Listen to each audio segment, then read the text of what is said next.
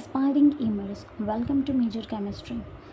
So today we are going to discuss MSc Sem 3 Unit 1 question number 4, which is define and classify hormones giving example, give synthesis of cortisol. Okay, તો અહીંયા તમારે synthesis of કોર્ટિસોનની જગ્યાએ બીજા કોઈ હોર્મોનનું પણ પૂછી શકે, લાઈક પ્રોજેસ્ટેરોન ઓર testosterone et cetera. તમારે પહેલાં અહીંયા ડિફાઇન કરવાના છે હોર્મોનને. જ્યારે સિમ્પલ એકલું હોર્મોન લખ્યું હોય તો ત્યારે ઓલવેઝ કીપ ઇન માઇન્ડ કે તમારે એનિમલ હોર્મોન્સને ડિફાઇન કરવાના છે, નોટ પ્લાન્ટ હોર્મોન્સ. એમ તો તમને કોર્ટિસોન જોઈને આઈડિયા આવી જ જાય, બટ સ્ટીલ આઈ થોટ કે આઈ વુડ મેન્શન. ઓકે, તો પહેલાં આપણે ડેફિનેશન જોઈ લઈએ હોર્મોન્સની, કે hormones are the organic substances which are secreted by the ductless glands એટલે કે એન્ડોક્રાઇન ગ્લેન્ડ દ્વારા જે સિક્રેટ કરવામાં આવતા ઓર્ગેનિક સબસ્ટન્સીસ છે, ઓર્ગેનિક પદાર્થ છે, તેમને આપણે હોર્મોન્સ કહીએ છીએ.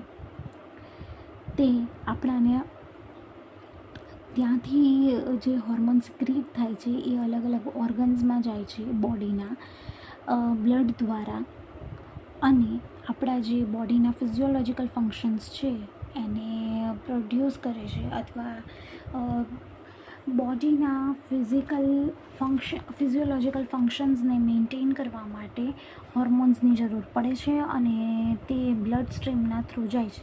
આ ઉપર તમે ગુજરાતીવાળા લખી શકો છો.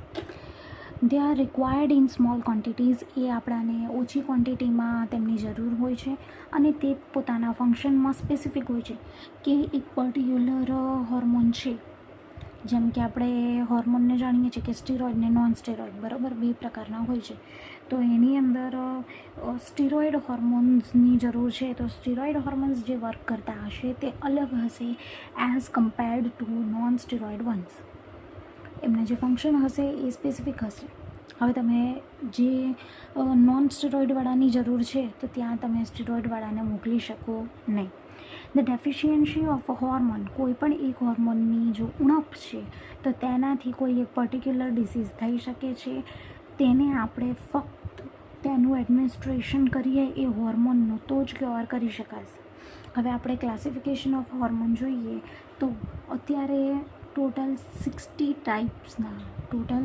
ટાઈપના હોર્મોન્સને રેકોગ્નાઇઝ એટલે કે જોવા મળ્યા છે, અને મોર ધેન 30 એમાંથી સ્ટીરોઇડ્સ છે. ઓકે, ગુજરાતીમાં આવી સ્ટેટમેન્ટ બને કે કરન્ટલી 60થી વધારે હોર્મોન્સ જોવા મળ્યા છે અને તેમની યાદી આપવામાં આવી છે. તેમાંથી 30 કરતાં વધારે હોર્મોન્સ એ સ્ટીરોઇડ કેટેગરીમાં આવે છે, જ્યારે કે બાકીના બચેલા એ નોન સ્ટેરોઇડ હોર્મોન્સ છે.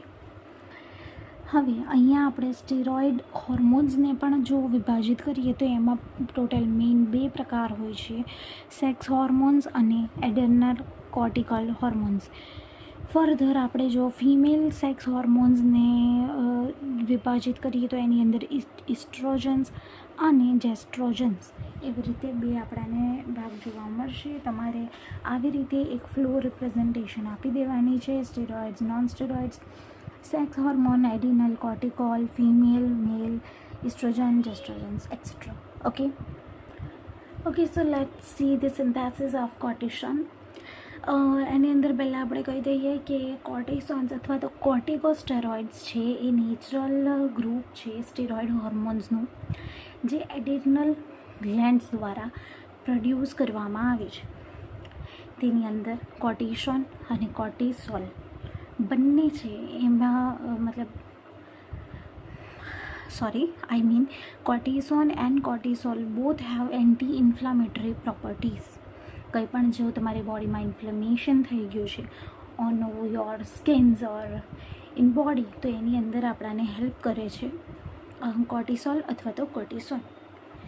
કઈ રીતે એના ફંક્શનમાં જોઈએ કે કોર્ટિસોન્સ છે એ આપણું જે ઇન્ફ્લામેટરી રિસ્પોન્સ છે જોઈન્ટની અંદર અથવા મસલની અંદર કે કોઈ પણ અન્ય બોડીના પાર્ટની અંદર, તો એને ઇન્ફ્લામેશનને ડિક્રીઝ કરે છે જ્યારે આપણે એને ઇન્જેક્ટ કરીએ બોડીની અંદર, or either produced by the adrenal gland.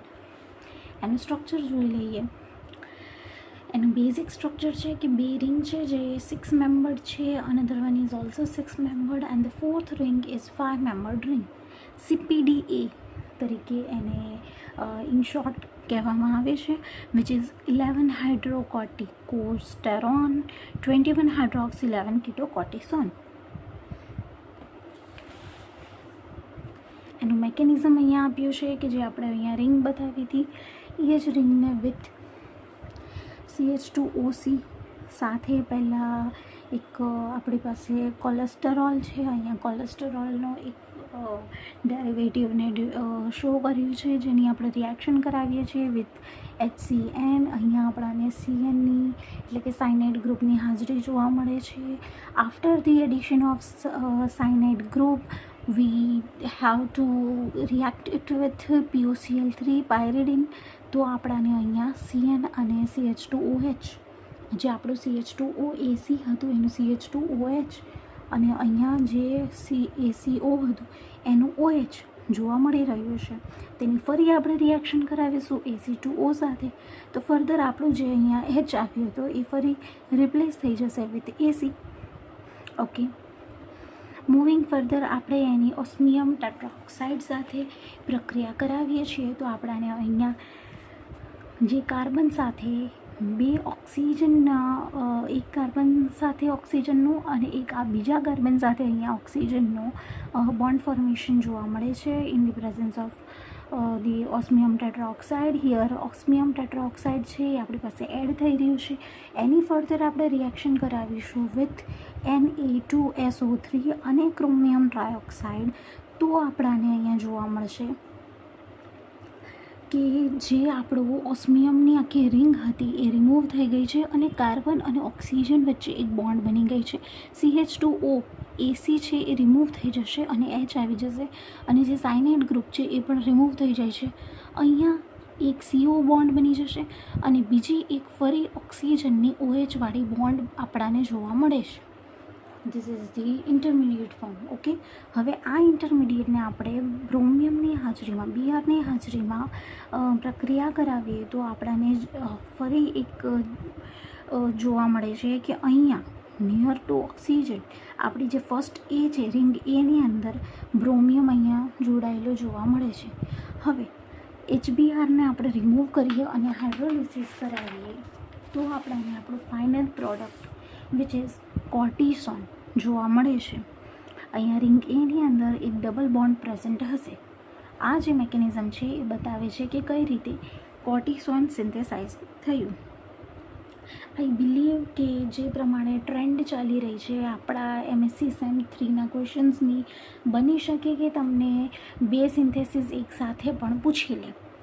એટલે તમારે આવી રીતે બેઝિક મેકેનિઝમ જોવાના છે કે કેટલા સ્ટેપ સુધી બે કોઈ અલગ અલગ હોર્મોન છે એના સેમ બની રહ્યા છે. જેમ કે પ્રોજેસ્ટેરોન અને ટેસ્ટોસ્ટેરોન હશે તો એનું કંઈક થોડું મેકેનિઝમ સેમ જ હશે. પછી આગળથી અમુક બીજા જે રિએક્ટન્ટ્સ છે તેના પ્રેઝન્સના કારણે ચેન્જ થતું હશે, એવું થોડું જોવાનું રહેશે.